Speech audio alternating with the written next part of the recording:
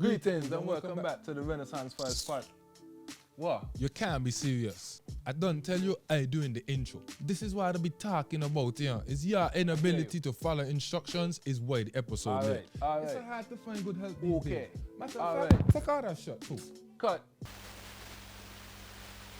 Have you ever wondered how the long-term benefits of delayed gratification compares to the immediate reward of instant gratification? Or have you considered how delayed gratification influences your overall happiness and success in life? Is delayed gratification even worth the wait? Well, today, in this insightful video, I'll expose the detriments of expecting instant gratification by covering the 4 following points. Number 1, I'll examine the lie about overnight success and give some popular examples as well as some examples from the wonderful Federation of St. Kitts and Nevis. Number 2, I'll illustrate that there's no sidestepping the work by leveraging the 10,000 hour rule that was popularized by Malcolm Gladwell in his book Outliers, and also provide some backstory on the journey of Bill Gates, the co-founder of Microsoft. Number 3, you never know the proximity to your next opportunity, so it's dangerous to not manage your expectations effectively because you may be a lot closer than you think. So giving up prematurely is the definition of self-sabotage.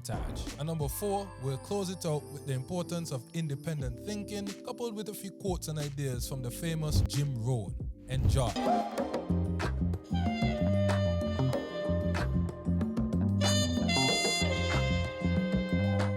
Greetings and welcome back to the Renaissance First podcast for another stupendous episode. But before I go any further, I sincerely like to apologize for the episode being delayed. Let's just say life been happening, but move. I find some contentment in the fact that the episode is filled with an assortment of jewels for your mental safekeeping, so I think it was worth the wait. But as the old people say, a fisherman never say he fish stink yet, so I'll let you be the judge. As always, it's a pleasure to have you here with us today, and thank you again for gifting me with your time. I'm your host, Judas X, and I'm broadcasting to you live from the RFP headquarters right here in NYC. Whether you're a regular or this is your first time joining us, make yourself comfortable while we explore the detriments of expecting instant gratification, how intentional action fosters better execution, and how consistent execution creates more confidence in your ability to get things done. But you already know, I can't even think to start the episode before I remind you that here at the Renaissance First podcast, we aspire to inspire until we expire. Respect to Les Brown for providing us with the only slogan capable of encapsulating the very essence of this podcast. And since we know the distance between who you are today and who you want to be tomorrow is just information and experience, the main objective of this podcast is to provide the listeners with innovative tools and ideologies to make the self-actualization process much more seamless. The term self-actualization was coined by Abraham Maslow, an American psychologist. We covered this concept in episode 1. So if this is your first introduction to self-actualization and you need further context, definitely do go check out episode 1. The link is in the description below. I know it would be more convenient to get one of these pop-out bubbles. I can talk to the people in the editing department and air your grievances. So going forward, we could get a pop-out bubble so you don't have to scroll the description. So consider it done. Maslow defines self-actualization as becoming everything that you're capable of becoming. So basically, if you have the propensity to be a 10, don't settle for being a 5. Max your potential. We're only gonna get to do this life thing once, so why settle for being great when you can be phenomenal? The choice is yours. This is the 4th installment of the Universal Life Principles series.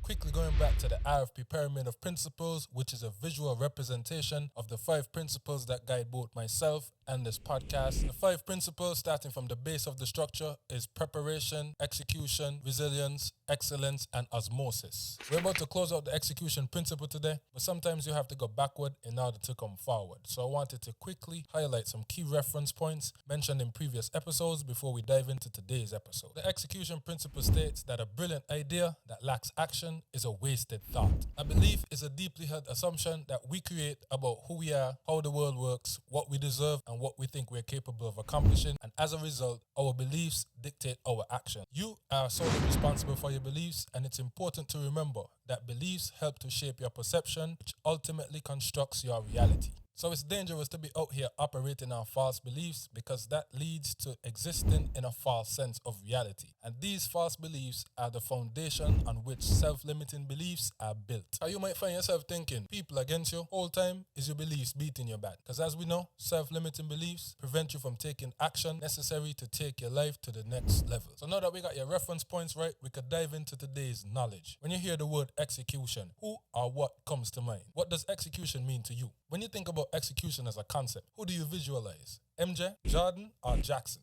Two impeccable MJs. I would hate to have to choose, to be honest. You could be into football, or maybe you call it soccer, but we call it football. So you're thinking Cristiano Ronaldo, because that's a man you know that knows how to execute. Or you could be thinking black excellence. So you're thinking Martin Luther King Jr., or maybe a bit more like me, you're thinking Malcolm X. Because me, I personally believe in by any means necessary. Last one, I promise. I cannot throw a tennis example in there. Maybe you're thinking Pete Sampras. Or yourself, or maybe even your parents. But regardless of what you think about, I'll give you the definition for execution. I personally like to use definitions because you ever been in a situation where someone asks you the definition for a word and you end up using the word in the definition? Yeah, I know that kind of way too. Execution is defined as the act of completing, carrying out, or performing a task successfully, or you can consider it to be putting into effect a plan, order, or course of action in a successful manner. I actually Googled some examples of execution and they started talking about gas chambers, hangings, and firing squads, which had me a bit confused for a minute. But execution also means to put to death, especially as a legal penalty. Definitely not what we're covering today, unless we're talking in a metaphorical sense about what you're going to do to your goals this year. But I just want to make sure that you have the full context. As you know, I like to open every episode with a quote as it sets the tone for the current episode. And the quote today is brought to you by none other than my dog, my bro, Patrick Walters. And the quote goes, "A risk is a chance when you take it, and a lane will only appear when you make it." One more time, a risk is a chance when you take it, and a lane will only appear when you make it. That's a gem that I got from his song King Ellie off his Double Salary EP. Definitely a profound message and something to keep at the forefront of your mind when you're feeling discouraged or demotivated, because nothing materializes unless you take the necessary actions. So if you're committed to elevating yourself and taking your life to the next level by changing your situation, you might as well continue executing and keep the momentum going. I'll explore this in more depth in the latter portion of the episode. If you're not familiar with the bro, I definitely recommend tapping in with him on Instagram. He has a single out right now called Trying, so if that quote resonates with you, I definitely recommend checking that out as well. To say he's a musical recording artist that does poetry would be a gross understatement to his ability and his artistry, so I'll leave it to you to check out the art. There's no shortage of gems in the music. So again, reference points are extremely important to ensure that you receive the information in the correct way. So gratification is generated in the brain's dopamine motive system, particularly in the nucleus accumbens and the dorsal striatum. A fulfilling experience causes the neurotransmitter dopamines to surge, which leads to the feeling of pleasure. So that's the definition of gratification. Greetings and welcome back to the one, the magnificent Judas Jules Corner. Give me 1 second. The lights in here got me a little wild. Let me take this jacket off.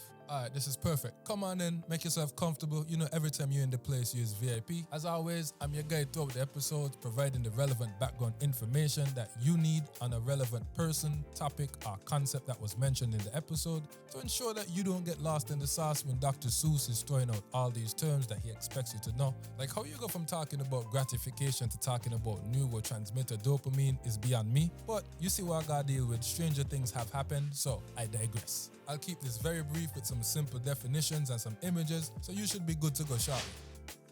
Gratification is defined as the feeling of pleasure or satisfaction from fulfilling a desire or need. You see how simple that was? Straight and to the point, a nice one-liner. But anyway, dopamine is a chemical in the brain that sends messages about pleasure and reward, and it helps you feel good and motivates you to do things. The nucleus accumbens is a part of the brain that plays a key role in feeling pleasure and reward. The dorsal striatum is a part of the brain involved in movement and planning actions. It helps in coordinating physical activity and is very important to learning habits. You see how simple that was? And that's exactly why I had to make him take off the jacket in the beginning, because he just be out here making me look bad. But thanks for coming to my Neuroscience TED Talk. Yep, good to go. Well, you hear what Elephant Man say, you're good to go, so now back to the episode. Now, we could split it in two and look at it from two different angles. Instant gratification and delayed gratification. Instant gratification is a concept I'm sure we are very familiar with. It's the strong urge to fulfill a desire instantaneously. Like me expecting a raise after 3 months at a new job, because if I survive probation, I feel like I should be rewarded and compensated accordingly. That's just me. Then the flip side of instant gratification is delayed gratification. Definitely a far less attractive option on the front end, but you reap the most benefits on the back end. Delayed gratification is defined as resisting the immediate fulfillment of a desire in hopes of increasing fulfillment later or of obtaining a better outcome. Yeah, I know it's a hard sell because let's be honest, who really likes to wait? You could compare it to like eating veggies. It's something that's good for you, something that you know you should do. But every time you pass that KFC drive-thru in St. Kitts, you put your summer body on hold because you tell yourself, I got 3.5 more months before excess. I gonna be good. Not judging, just saying, they're gonna be eating KFC on the road. You gotta sacrifice on the front end to get major benefit on the back end. So instead of ordering a number 2, get a number 1. Act like you love yourself. Just saying, that's just my suggestion. Delayed gratification is just a demonstration of self-control, willpower, and patience. Essentially, some of the necessary components that you need to pursue any worthwhile endeavor. They say good things take time, so imagine the patience and effort that you need to create something magnificent. Another angle on the same perspective is that it takes time to acquire skills and improve them to the point where you could produce something of magnificence. For instance, if you were a painter, it would take time for you to learn the color waves and the canvases before you could produce a masterpiece. Just imagine how much failed pieces that Italian painter created before he was known as the Michelangelo that we know today. Please don't fall victim to the idea of overnight success and the allure of instant gratification, because there's a lot of sacrifices, commitment, and time that goes into an overnight success. It often seems like an overnight success because the end product is magnified, while the backstory is tossed aside like it doesn't matter. And every time you miss out on the backstory behind someone or something that was successful, you miss out on seeds of inspiration and motivation that you can use on your own journey. Because when you hear the origin story of some of your favorite artists, actors, and athletes, it's kind of hard to believe. Like when you hear Idris Elba used to be a doorman before Luther. Stringer Bell used to be a doorman at a comedy club. And when he auditioned for The Wire, he had to hide his British accent in order to get the part. That type of perspective is invaluable, and you can't get that without the backstory. Another excellent example is 50 Cent. He was introduced to the world as the rapper that got shot 9 times and survived. He went on to become a music mogul and pioneered the G-Unit movement. He later transitioned into film and television, where he also became a juggernaut, and he's often complimented on his extravagant business acumen and his ability to get the deals done. There's been instances where he's been asked to give his business insight, and in the explanation, he would draw the parallel between the business world and being a street pharmaceutical representative. From his perspectives, when he gives that comparison, it's much easier to grasp the business concepts. And that's why it's important to get the origin story. It's just as important to know where you come from as it is to know where you're going, because they inform each other. When you look at the holistic picture, it gives a much deeper perspective.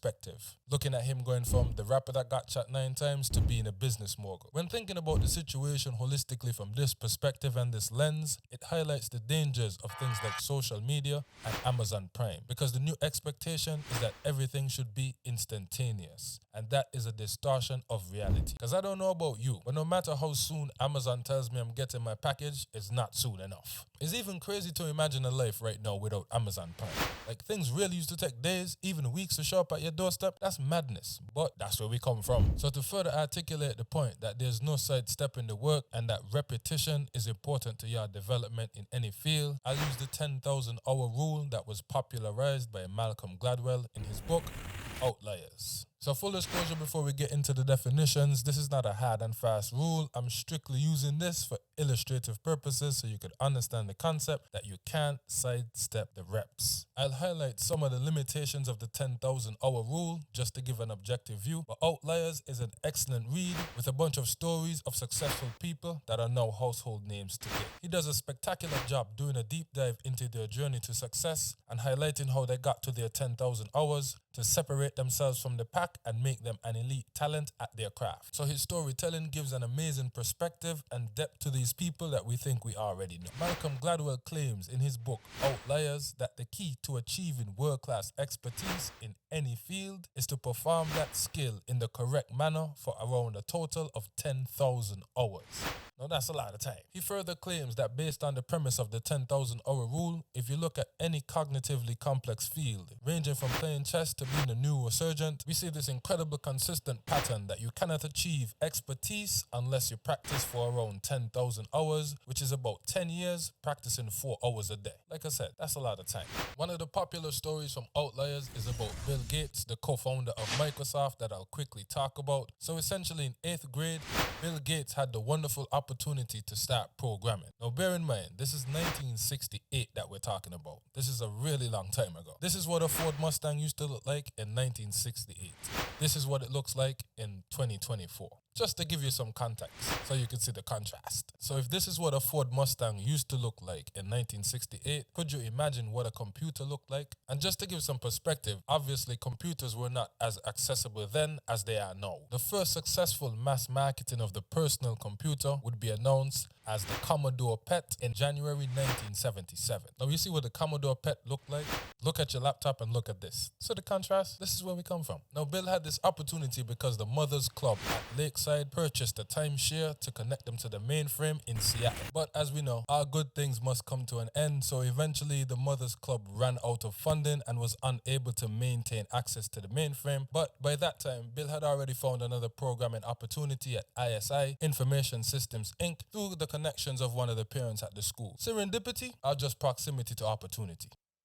Now, due to his exceptional performance, Bill was recommended to yet another programming project at Benneville Power Station. Now, by this time, Bill and his cohort had accumulated about 1,575 computing hours on the ISI mainframe. That averages out to about 8 hours a day, 7 days a week. Looking back on Bill's story, it's easy to see how he was able to rack up the hours. And that's why they say hindsight is 20/20. When Bill was about 15 or 16, him and Paul Allen stumbled upon a free computer at the University of Washington in the medical center and the physics department, which ran 24 hours, 7 days a week. But between the hours of 3 and 6 a.m., there were slack periods where nothing at all was scheduled. So after they found this loophole, Bill would sneak out at night after bedtime and walk to the university or catch a bus if one was running to program during the slow period. So by the time he dropped out of Harvard, he already had well over 10,000 hours. Now there's nuances and limitations, especially specific to this Bill Gates situation. Because think about it, for you to be in walking distance from a university, you have to be living in a really nice neighborhood in the 70s. And also think about the fact that a parent at the school had enough connections to get you an opportunity for programming projects as a high school student. So the proximity to the opportunity is definitely something to pay close attention to, because without that proximity, he would not have the access. I personally believe that the rule focuses more on quantity over quality and ignores tools like systematic improvement tactics that leads to positive results. There's also other key factors to take into consideration when speaking in a general sense that can't necessarily be quantified, such as innate ability. But the point that I wanted to make by highlighting the 10,000 hour rule is that there's no shortcut for the work. Practice hours are necessary regardless of what the profession is. As it's always been said, repetition is the father of learning. Think about how much times Michael Jordan had to jump before he could jump from the free throw line, or how much jumpers Keddy shot before he was known as Easy Money Sniper. I saw a video of him recently shooting jumpers in the club.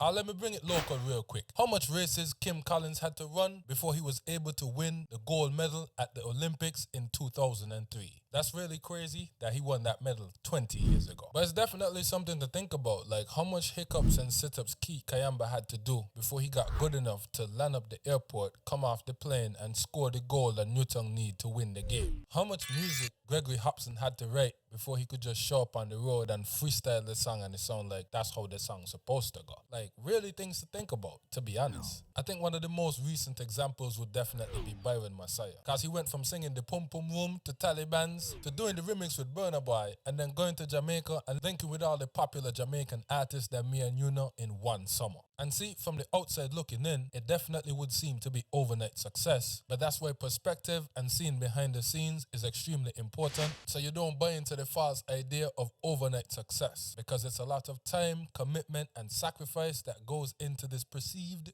overnight success. Welcome back to the Judas Juice Corner, your one-stop shop for all the relevant information to keep you fully informed with what's being discussed in the episode. Professor X is out there talking under the assumption that all our viewers will be familiar with our SK and Nationalist. So just in case you had any difficulty identifying any of the names mentioned, I'll provide some brief background on each one, because as you know, that's exactly what I'm here for, to support you. Starting with Kim Collins, he's a national hero and world-renowned sprinter, best known for his achievements in the 100-meter dash. He gained international recognition when he became the first athlete from St. Kitts and Nevis to earn an Olympic medal, earning a gold medal in the 2002 Commonwealth Games, and he was named the fastest man in the world at that particular point in time. Run, Kim, run. If you know, you know.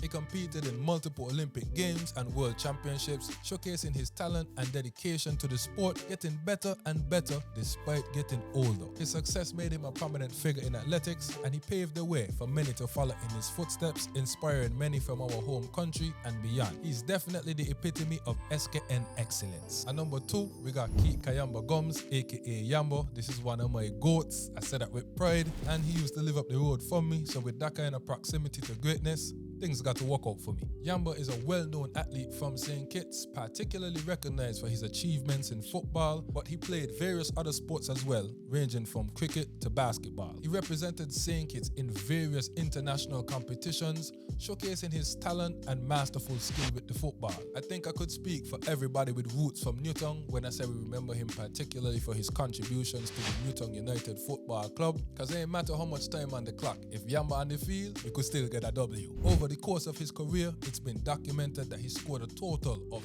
211 goals. Now that's a man you know could execute.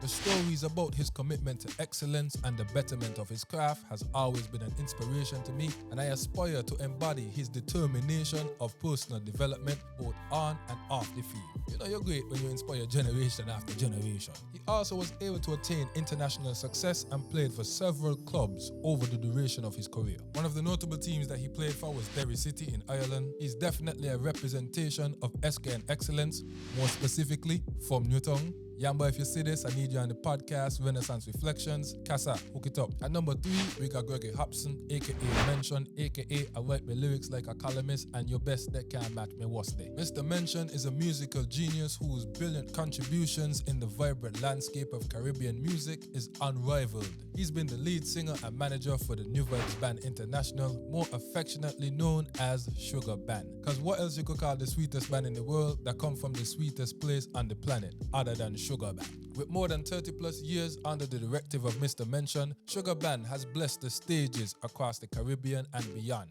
Whether we're talking 6 on-road appearances at St. Thomas, Juve and Parade, or we're talking multiple appearances here at Labor Day in New York, or we're talking festivals at Boston Carnival, Sugar Band has traveled both near and far. But their presence extends beyond the States to the shores of Europe at the prominent Medim Festival in France, making New Vibes Band one of the most traveled musical entities from SKN. The legacy of Sugar Band is unparalleled as the music has shaped and continues to shape the ever-evolving landscape of the music industry in St. Kitts and Nevis. Sugar Band definitely done put in the 10,000 hours, as it's evident from their success and musical expertise. Because whether it's a Sugar Band live from 2004, 2014 or 2024, the result is the same. What Mention say, control yourself, behave yourself, but what? All know the people still can't help themselves. Mr. Mention is definitely a national hero in my personal opinion for his contributions to the culture as a whole. A musical genius, I tell you. Another illustration of SKN excellence. And at number 4, we got the youngest veteran, Byron Messiah from Sweet Sugar City, St. Kitts, who achieved mainstream recognition following his commercial release of his hit song Talibans in 2023, which peaked at 99 on the Billboard Hot 100. The song was so hot, he did a remix with Burna Boy that also topped the Billboard Hot 100 and achieved certified gold status by BPI. Talibans was definitely a catalyst that propelled him forward and gave him a wonderful opportunity to feature on numerous songs with popular artists that me and you know, such as Chris Brown, Squash, and Russian, that be Cartel voice, just to name a few. He also had the opportunity to perform with Chris Brown at Chris Brown Friends and Weekends in Jamaica in 2023 and made numerous appearances on stages far and wide. He also made a few local appearances as well at St. Kitts Music Festival and Inception Fete in SKN. But even before his mainstream success, he was able to demonstrate his musical talent and ability with hits that we know and love locally, such as Living Good, Antisocial, Nobody Else is one of my favorites. Dropped a Letter, Social Drama, Love You for Life, Ring Around the Rosie, and one of my all-time favorites, Call Me, aka Pum Pum Boom. Sometimes he said she pum pum tight like Infamous Jeans, I know he was onto something. He currently has a Euro tour going on featuring another local artist by the name name of Dejuo. Definitely another demonstration of SKN excellence. A bit long-winded, but I needed to make sure that you get that SKN context. You're basically a Kittian division now. So my job here is done. Now back to the episode. A word to Pat, man. Fate is saying your destiny out loud every day because words ain't enough, but they could start something great. And in the end, divine timing could never be late. So, the detriments of expecting instant gratification. What are some of the pitfalls? Well, I thought you'd never ask. For starters, you never really know how close you are to the finish line, which is dangerous when you really take the time to think about it. And that's why awareness is extremely important so you don't miss out on the fruits of your labor. So we're going to explore this idea through two lenses, proximity and momentum. Stay with me, I promise this is going to make sense in a bit. Proximity is such a strange phenomenon because the idea itself is very abstract. It's definitely not something that's easily identifiable, and by the time you notice what's happening, it's already in motion, and it's usually in hindsight. And I guess that's where they say hindsight is 2020. So I think a good way to frame it is that saying that goes, you never know when you're gonna meet that person that's gonna change your life for the rest of your life. You could be walking down a random corridor on your way to a business meeting, or a function, to a party, and that person could be standing right next to you. Now in that instant, you don't know how close you are, you don't understand the proximity to the opportunity that you're seeking. But once you make that introduction and things are on the way, it's like, oh, this is actually the person I was looking for. So that's why it's such a strange phenomenon. And a personal example of that happening to me is this program that I did at my community college led to the internship that led to the full-time job when I graduated. Now at the time, I didn't understand what was happening, but once things got in motion, I could see the path clear. So that's why I say, you never really know how close you are to the finish line, the goal, or the objective. So you have to be very mindful about stopping or slowing down your momentum. And just in case you were still unclear about anything that I just said, I think this picture articulates the idea perfectly, and I know we've all seen this picture before, so it should definitely resonate. This is a visual representation of what it looks like when you stop prematurely from pursuing your goals. The ambiguity of your proximity is the main danger in this situation. Because like I said, you never really know how close you are. That's why managing your expectations is pivotal. Just imagine, you expect the journey to take 5 months, when in actuality, it takes a year. So when you get to month 7, you decide to stop because it didn't meet your expectations. And that's a sure way to self-sabotage. That's exactly what you identify as self-sabotage. This is October 2024. I had this idea for this podcast at the beginning of 2023. Not knowing how to write scripts, edit videos, record. I didn't even have any equipment. So I could tell you firsthand, if I did not manage my expectations effectively, this podcast would have simply been an idea. Because after month 5, I was like, man, this is way more work than I thought it was. They say good things come to those who wait. I prefer to say good things come to those who execute intentional actions on a continuous basis while staying patient. Staying patient is major key because the seeds you planted need time to take root. You don't plant a tree in your backyard, water it for a week, and expect it to shoot up. That's not realistic expectations, and life doesn't work like that. Well, it does in some instances, but not often enough for it to be your standard of expectation. When it comes easy, you tend not to cherish it as much. And bear in mind, if it was easy, everybody would be doing it. And I don't know about you, but I'm not trying to do what everyone else is doing. That's not what I'm in it for. I have zero intentions of following the crowd. I always wanted to be myself, I just didn't know it. So now I take pride in relishing in my individuality. I'm the only one capable of getting this job done. I've never seen someone be a better version of me, and that's exactly how you should feel as well. Trust me, try it. You won't regret it. This is a sidebar, but I think it's worth being mentioned. You are the most important component in improving your life. Nobody else could do it for you. People can assist you along the way, but the responsibility is yours. And assuming that responsibility gives you an immense amount of power because you get to decide how the story goes. You are the author of your own life story, so please stop allowing other people to write your script. You've been writing your story since you took your first breath. As you go through your life day to day, the thing to think about is what do you want your story to say?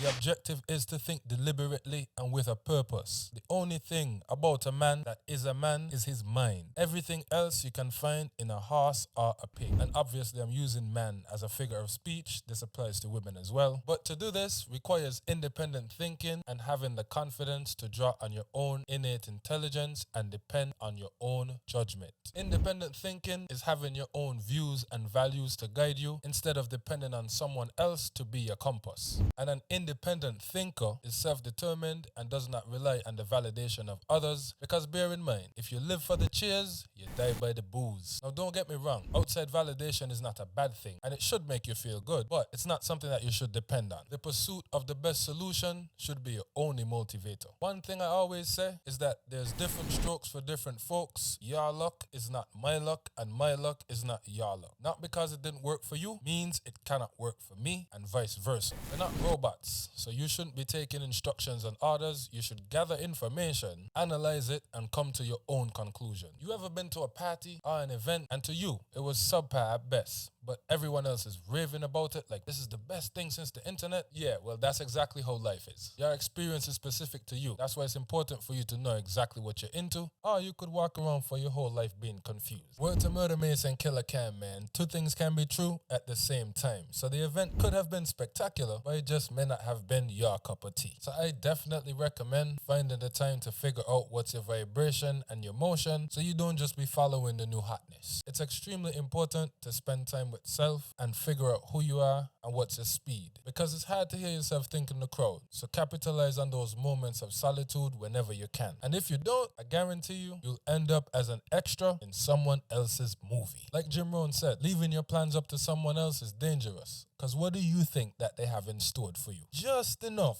for you to get them to where exactly they're trying to go. Jim Rohn got too many gems, man. Another powerful thing that he said that always stuck with me was that success is not something that you attain. Success is something that you attract by the person that you become. So it's important for you to work harder on yourself than you do at your job so you could attract the right people and opportunities to take you to the level that you're trying to get to. And that's always way easier when you have your own motion, because anywhere you go, you will be a value add. So people would be glad to have you around. There's no need to wait for the economy or the government to change or for taxes or interest rates to be low, because I only see them going one way, and that's up. But shh, let's just keep that between us. All these factors are external forces that can hinder you, yeah, but stop you? Nah, they could only hope to contain you. And the real reality is, even if any of these external factors were to change, the dividends you will get from working on yourself far supersedes anything that these external factors could produce for you. Think about it this way. If you never learn to fish, then you can only eat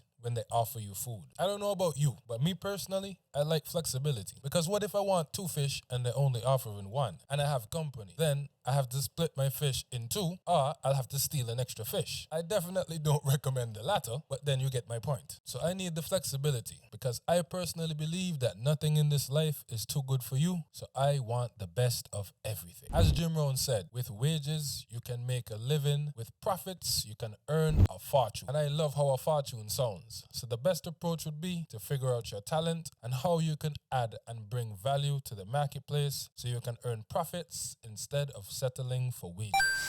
Yes, welcome back to the Judas Juice Corner. It's me again. I figured I was doing such an exceptional job that I might as well close the episode out. Because if it's the 4th quarter, of course you want Kobe in the game. So I'm here to deliver, man. Mamba mentality. RFP Kobe being Bryant, man. So I'm just going to quickly recap the key points of this episode, starting with number 1, gratification. As you know, gratification is defined as the feeling of pleasure or satisfaction from fulfilling a desire or need. And gratification has 2 sides, instant gratification and delayed gratification. Instant gratification is the desire to fulfill a need without delay. Oh, that commercial guy again? It's my money and I need it now? Yeah, Jeji Wentworth was leading you astray. And then you have the flip side, which is delayed gratification. Delayed gratification is the ability to resist the desire for immediate reward and wait for a larger, more fulfilling reward in the future. It involves self-control, willpower, and patience, all the things that you need to achieve your long-term goals. Remember, this is where you reap the most benefits. According to Myron Golden, it's the easy, hard principle. If you choose the easy road on the front end, then you will be forced to take the hard road on the back end. So eat better and exercise now while it's easier to develop these habits, or be prepared to struggle with your health in the latter portion of your life. Number 2, don't fall victim to the allure of overnight success. Because there's a lot of time, sacrifice, and commitment that goes into what is perceived as an overnight success. Remember that oftentimes the crowd that's celebrating the performance was never once present for a practice session. The backstory behind the success is where you find seeds of inspiration and aspirations that you can sow in your own life. Idris Alba used to be a doorman at a comedy club and he don't even tell jokes. 50 Cent was a street pharmaceutical representative and Byron Messiah was singing the Pum Pum Room. There's absolutely no shortcut to success, so if you aren't prepared to exercise patience on the journey and demonstrate resilience when you're met with setbacks, you might as well just pack it up now. Because that lie that social media is selling you is far too expensive to purchase. It might end up costing you your future. Number 3, the 10,000 hour rule, popularized by Malcolm Gladwell in his book Outliers, states that if you want to achieve world-class expertise, you must be prepared to perform that skill in the correct manner for a total of 10,000 hours. Remember that Bill Gates and his team ran up about 1,575 hours on the ISI mainframe, which averages out to be 8 hours for 7 days a week. No, I ain't saying you're gonna be the next Bill Gates, but the chances are definitely higher if you put in the reps. That's all I'm saying. Because what the teachers them used to say in school, when you cheat, you're only fooling yourself. And I guess that's why they say something for nothing is an absurd idea, because you get out of life exactly what you put into it. Number 4, you never really know how close you are to the finish line, so giving up prematurely can cause you to miss out on the fruits of your labor. And we often consider that to be self-sabotage because it's you stopping you. When pursuing your goals, you have to think of every positive action of adding some momentum to your momentum meter. And that meter fluctuates based on your actions. The more positive actions, the higher the meter goes, but for every time you fail to be consistent, the meter falls just a bit. Consider it to be just like the gym. Your gains decrease faster than the increase, but if you stay consistent for long enough, you'll fill the momentum meter and you'll achieve your goals. What Drake say? Just hold on, we're going home. Just a little bit longer, just hold on, man, you're almost there. Number 5, remember on the journey to demonstrate patience, consistency, and resilience, because good things come to those who execute intentional actions on a consistent basis while staying patient. Because the seeds that you planted need time to take root. You're in the driver's seat of your life, and that gives you the best view of your situation. So you should gather the information and make your own informed decision, because you have to live with the consequences. Independent thinking is a sure path to freedom, because depending on someone else to be your compass in life is very risky behavior. Maybe that's what you're into, main judging, just some ideas to consider. Outside validation is a shaky and finicky platform, so be mindful of making that the foundation that you choose to build your life on. Word to Al-Hajj Malik Al-Shabazz, they love you today and hate you tomorrow. Or we could use my all-time favorite Vince Lombardi quote, if you live for the cheers, you die by the booze. If a person continuously seeks outside validation and approval from others, you will always be at the mercy of the crowd. And finally, number 8, a few quotes and ideas from Jim Rohn. Leaving your future up to someone else is dangerous work, because more than likely, all they have in store for you is just enough for you to get them to where they need to be. Success is not something that you attain. Success is something that you attract by the person that you become. And it's imperative that you work harder on yourself than you do at your job. With wages, you can make a living, but with profits, you can earn a fortune. And finally, you should spend time planning your future, because that's where you'll spend the rest of your life. And we're now at the end of yet another magnificent episode. If you found any value in anything that we shared here today, please do take the time to like, subscribe, share, tell your friends, tell your parents, tell your partner, and let's go to Renaissance family together. Remember that the distance between you and who you aspire to be is just information, so continue seeking out that knowledge that you could turn into wisdom through implementation, because you're only one change away. Yeah, whatever just flashed on the screen of your mind, you're one change away from that thing. You already have everything that you need, so the choice is yours. Until next time, I'll see you on the next video. Continue elevating, man. We're out of here.